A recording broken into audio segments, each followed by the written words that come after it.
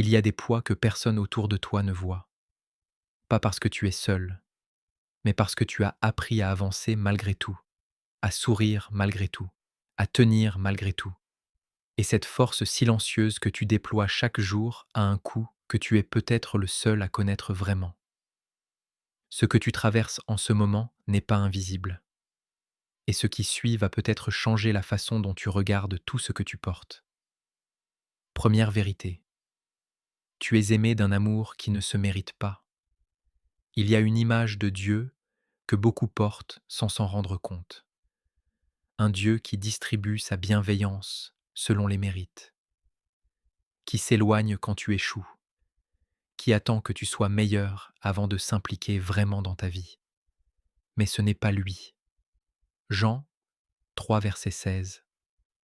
Dieu a tant aimé le monde qu'il a donné son Fils unique, pas quand nous étions au sommet, pas quand nous avions tout compris, au moment précis où nous en avions le plus besoin.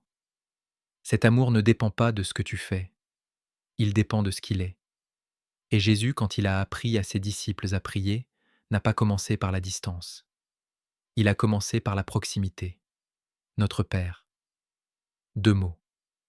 Deux mots qui disent que tu n'affrontes pas la vie seule, que tu appartiens à quelqu'un, que tu es vu. Peut-être que ce mot Père porte encore des cicatrices pour toi, mais celui-ci ne ressemble à aucun père que tu as connu. Il ne se fatigue pas. Il ne te tourne pas le dos quand tu tombes. Et même lors de ton pire jour, son regard sur toi ne change pas. Deuxième vérité. Ce que tu ne peux pas contrôler peut être remis entre ses mains. Tu retournes les mêmes problèmes dans ta tête depuis des jours, des semaines peut-être. Tu cherches des solutions, tu calcules, tu construis des scénarios pour anticiper ce qui pourrait mal tourner.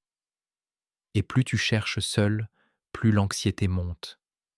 Ésaïe 26, verset 4.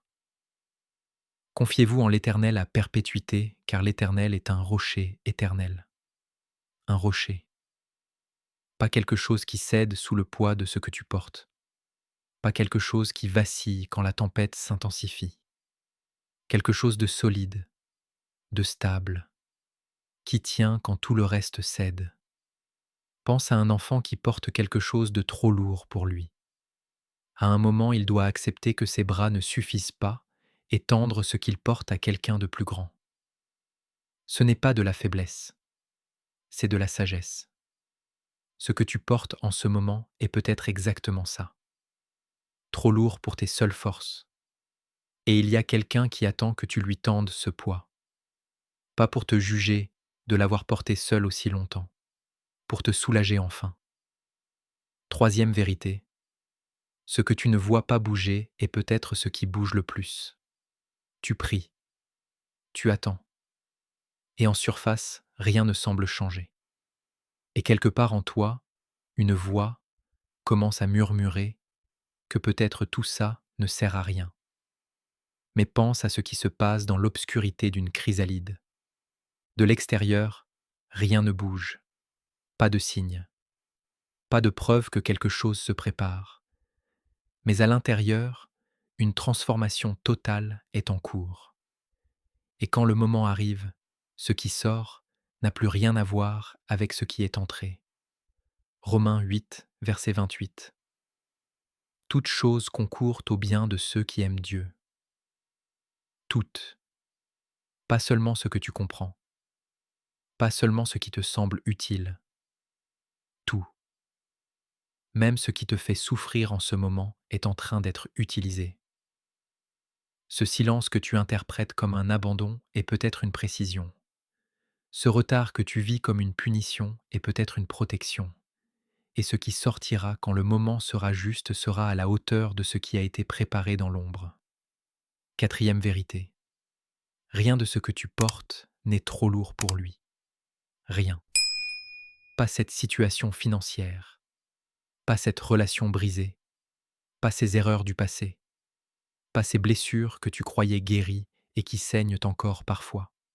Psaume 55, verset 22. Décharge sur l'Éternel ton fardeau, et il te soutiendra. Il ne laissera jamais chanceler le juste. Ton fardeau, pas une partie sélectionnée.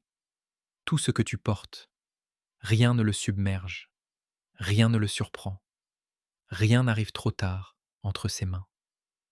Et une fois que tu lui confies quelque chose, il ne lâche pas, même dans les nuits les plus longues, même quand toi tu as l'impression de tout perdre. Il tient fermement ce qui te concerne. Les mains qui tiennent ta vie portent les marques de quelqu'un qui a tout donné pour que tu ne sois jamais seul. Ça ne s'oublie pas et ça ne change pas.